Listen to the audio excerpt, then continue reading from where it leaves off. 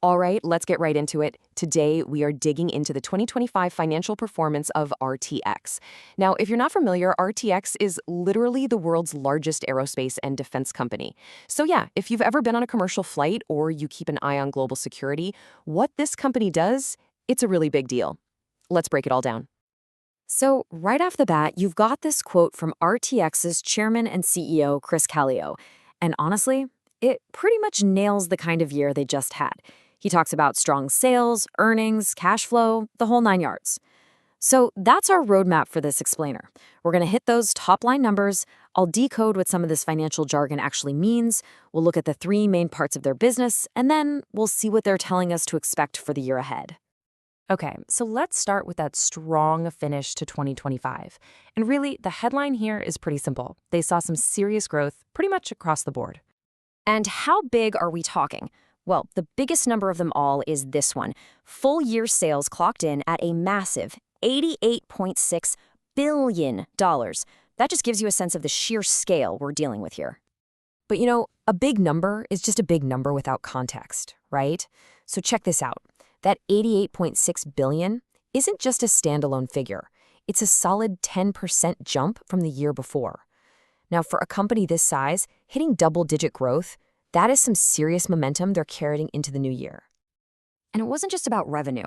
The money they brought in was more profitable, too. We're talking about adjusted earnings per share, which is basically a key way to measure how much profit the company's making for every share of its stock. And that also grew by a really healthy 10%.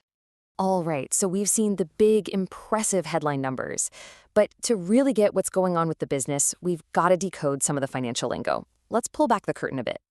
Okay, you're going to hear these two terms thrown around a lot: GAAP and adjusted. Just think of it like this. GAAP, that stands for Generally Accepted Accounting Principles. That's the official by-the-book set of rules. It includes everything. But adjusted numbers, they're often more useful for us because they pull out any weird one-off things, like, say, selling off part of the business. It gives you a much cleaner look at how the core day-to-day business is actually performing. For our chat today, adjusted's going to tell us the real story. Here's another super important one: free cash flow. What is it? It's the actual cash a company has left over after it's paid for all of its operations and investments.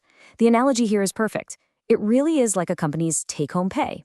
After all the essential bills are paid, this is the cash left in the bank. It's a huge indicator of financial health. And wow, this number really shows you just how strong their cash position is. In the last 3 months of 2025 alone, RTX's free cash flow shot up by an absolutely incredible 549% compared to the same time in 2024. I mean, a jump like that signals a massive amount of financial flexibility. They can use that cash to invest, to pay down debt, or give it back to shareholders. It's a huge deal. So the big question is, where did all this growth actually come from? Well, let's pop the hood and look at the three huge business segments that are really the engines driving RTX forward. First up, we've got Collins Aerospace. And believe me, if you've been on a modern airplane, you have definitely used their stuff. They make pretty much everything from the complex electronics in the cockpit to the seats and bins in the cabin, all the way down to the landing gear. And yeah, they had a really solid year. Their sales grew by 7%, climbing up to over $30 billion. Think about that for a second. The revenue from this one division is bigger than a lot of entire Fortune 500 companies. So yeah, it's a massive contributor. So what's behind this growth? Well, it's really the story of commercial aviation making a huge comeback. That post-pandemic travel boom is real. More planes are in the air, and that means a huge demand for repairs and spare parts. That's what we call the aftermarket. Plus, airlines are buying a ton of new planes to modernize their fleets, which, of course, boosts sales of all that original equipment. All right, next up is Pratt & Whitney. These are the folks who build the gigantic, incredibly powerful jet engines that get those commercial and military planes off the ground. And wow, did they have a year. Sales just surged, up an incredible 17%, hitting almost $33 billion. This was, without a doubt, the star performer inside RTX. I mean, that's just explosive growth in the engine market. And what's really interesting here is that their success came from two different places. On the military side, sales just boomed, up 30% in the last quarter alone. A lot of that thanks to building more F-135 engines for the F-35 fighter jet.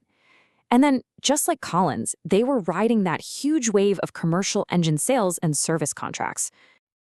And that brings us to the third pillar, Raytheon. This is the part of the company that is all about defense. They engineer all those complex, integrated systems. We're talking everything from missiles to advanced radar that are so critical for global security. Raytheon delivered that steady, reliable growth you expect from the defense sector. Their sales were up 5%, hitting $28 billion for the year. It just shows that consistent high demand. So, where did that growth come from? Well, it was really driven by high demand for some very specific, high-profile programs. You're talking about things like the Patriot missile defense system and also naval programs that use weapons like the Tomahawk cruise missile. Okay, so that was 2025 in a nutshell, a really strong year. But what about what's coming next? Let's take a look at the company's official forecast for 2026. So, looking ahead, it seems like the company fully expects this momentum to keep rolling. They're projecting sales to climb even higher, somewhere between $92 and $93 billion. And just as importantly, they're also forecasting continued growth in both their earnings per share and that all-important free cash flow. So the outlook is definitely optimistic. All right, we have just thrown a ton of numbers at you. But let's take a step back. What does all of this really mean? Why should we care about one company's financial report? Well, here's the big picture takeaway. A company like RTX is so massive that it's basically a bellwether, an indicator for two gigantic global industries. Their strong results on the commercial side, that's a huge confirmation that air travel is roaring back.